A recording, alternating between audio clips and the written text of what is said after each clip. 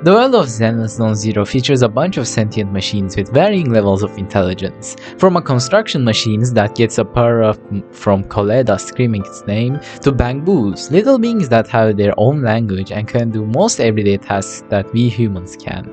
If we were to rank them from their intelligence and overall capability, then I would put Fairy, the AI that helps you in-game with your holo missions, at the top, since it seems to be even more intelligent than all humans we were introduced to, and acts like an AI since it doesn't need to replicate any human behavior, which seems to be quite common with these other lower-level AIs.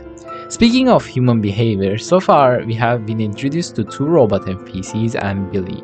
There is definitely something fishy going on with Billy, but I would say he is the most human-like out of the humanoid machines, followed up by Alfie, the music store manager who is into music, which is less on the technical side of humanity compared to complicated competitions that Fairy is designed to do.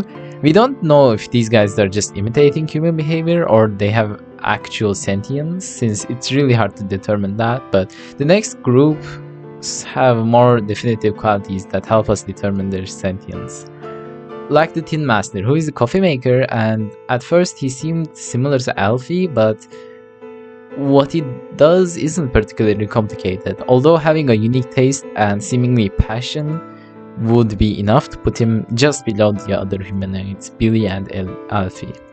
Moving on to bamboos, I had made a theory about how they could be secretly really advanced since they made their own language, but we don't know if it was artificially made for them, and their feats aren't anything special. They seem to have awareness but not sentience, since although they react to things around them, we haven't seen them act like the humanoid AIs. They are definitely useful for simpler jobs, but I don't see a bamboo running a music shop or do what the upper AIs are capable of.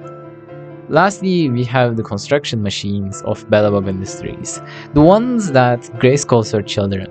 It's clear that they are not sentient and run on more primitive technology. It's like someone gave construction machines a chatbot function and allowed it to dictate what they would do.